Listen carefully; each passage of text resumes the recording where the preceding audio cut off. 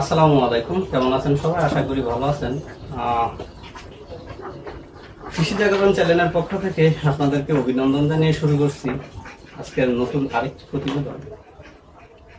এটি হচ্ছে কুমিল্লা জেলার তিতাস থানার নারায়ণদিয়া গ্রাম। এই গ্রামেরই আমার এক ভাই, তিনি ছোট পরিসরে একটি খামার করেছেন। তিনি কিভাবে গরু লালন পালন করেন এবং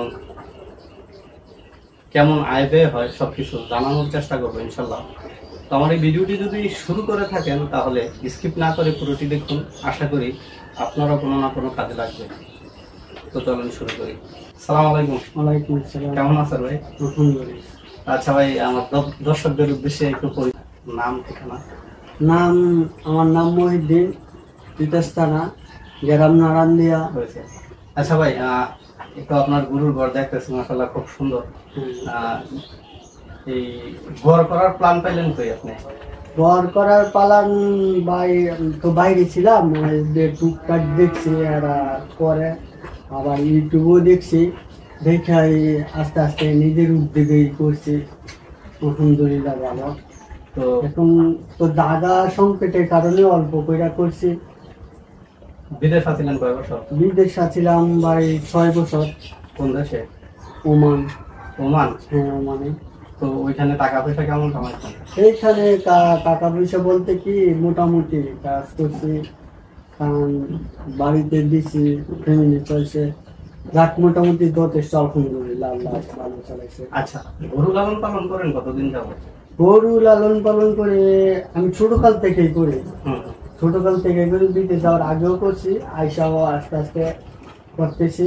এখন জায়গা সংকটের কারণে আস্তে আস্তে আল্লাহ যদি দেয় বাড়াবো, তাই এখন ছোট করে করছি আর কি। আচ্ছা, এই বিদেশ থেকে আসছেন কত বছর? প্রায় 3 বছরের কাছাকাছি হয়ে গেছে।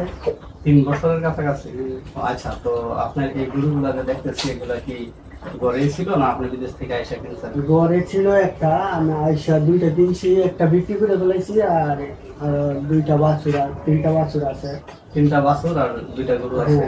এই গাভিটা আর কি, এই গাভিটা আপনার কাছে কতদিন যাবত আছে? এটা অনেক দিন, এটা আমাদের আমি বিদেশ যাওয়ার আগে এটা দিয়ে গেছি, এখনো আছে। এটা 2 সময় দিয়েছি, ওই সময় ছোট বাছুর ছিল, এখন মোটামুটি 7টা বাছুর দেওয়া হয়েছে। তার মানে এই গরুটা আসলে আপনার ঘরের ছোট বাছুর? ছোট বাছুর আমি দেওয়া আসলাম। আচ্ছা, তাহলে ছোট বাছুর এখন বড় হয়েও 7টা বাচ্চা দিচ্ছে? 7টা বাচ্চা। আচ্ছা, তারপরে আপনার যেটা পাশে দেখতেছে ওইটা কিনে আনছেন?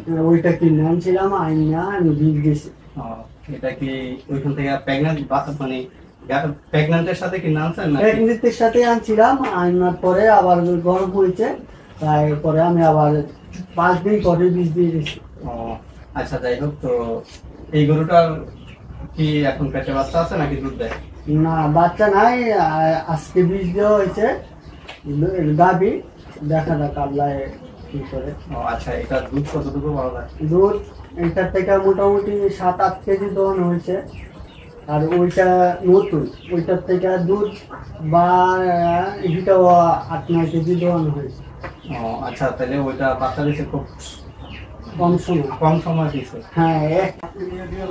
আচ্ছা, এই গরুতে যতটুকু দুধ পান, এই দুধ দিয়ে কি এই গাভীর খরচ চলে? হ্যাঁ, গাভী খরচ আমার দুটোটা গরু 12-14 কেজি দুধ হয়। তো আমার অর্ধেক টাকা যদি আমি গরু পিছনে দাও, অর্ধেক আমার ফ্যামিলি খরচ আছে। অর্ধেক ফ্যামিলি খরচ চলে? হ্যাঁ, তাই? টুকটাক এখন কি করবো, এখন তার দেশের বাড়িতে তো কাজ কর্ম ঠিক মতন করা যায় না, এইটি নিয়েই আসি, আল্লাহ যদি দেয়। আচ্ছা, এইগুলোর পাশাপাশি আর কিছু করেন? হ্যাঁ, মাঝে মধ্যে কাজ করে, অন্য কাজ করে। সবসময় গরু নিয়েই থাকি। গরুগুলার খাবার দেন কি কি? খাবার আমরা ঘাস, খের, খড়, বসি, আমি অন্য কোনো খাবার খাওয়াই না, এই সাধারণ খাবারের খাবার। সাধারণ খাবার? এখন তো বর্ষাকাল, ঘাস পান কই? ঘাস নৌকা দিয়ে আমি খেতে, জমিনে ঘাস আছে, তার জন্য নৌকা দিয়ে পানি থেকে কাটা নিয়ে আসি জমিন থেকে। আর নিজের জমিন আছে, জমিনে ঘাস করে রাখছি, কাটা এটা আনছি, আন্নার দেই। কতটুকু জায়গা ঘাস করছে? মোটামুটি 45 শতক, 1.5 কানি। 45 শতক। 45 শতকের জমির গাছে কি আপনার এই যে বাছুর সহ 5টা গরু হ্যাঁ। এগুলা খাবার হয়? হ্যাঁ, আরো বেশি হয়, শুকনা খেলে তো আরো বেশি থাকে, ওভারও হয়। ওই সময় থাকা জায়গা। খাইতে যায়। আর এখন একটু কাছে কাছে অনেক বড় হয়ে যায়, শক্ত হয়ে যায় গাছ। আচ্ছা আচ্ছা। তো তাইলে আপনি শুধু ঘাস আর এই হ্যাঁ, গরু বেশি খাওয়ান হ্যাঁ, নাকি? গরু বেশি। তাইলে আপনি কি মনে করেন যে গরুতে আসলে লাভবান আছে? করতে পারলে লাভবান, মানে যদি করা যায়, নিজের উদ্যোগে নিয়ে করা যায়, অনেক লাভবান। নিজে যদি একটু পরিশ্রম হ্যাঁ, করা যায়। পরিশ্রম, একটু পরিশ্রম করতে হবে। আচ্ছা প্রিয় দর্শক, যেটা বলতেছিলাম, মূলত আপনাদেরকে যেটা দেখানোর সবচেয়ে বেশি আমার আগ্রহ ছিল ওনার ঘরটা।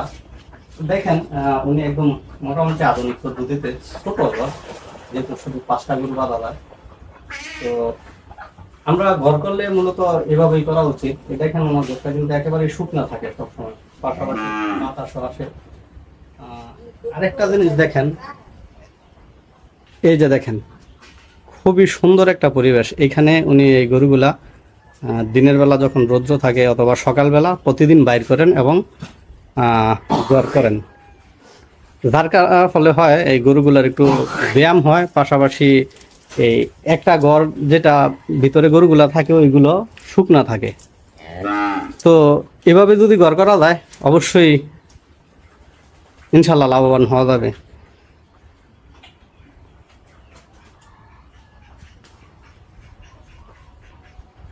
আমার এই ভিডিওটি যদি আপনাদের একটু হলেও ভালো লাগে থাকে তাহলে আমাদের চ্যানেলটি সাবস্ক্রাইব করে আমাদের পাশেই থাকুন।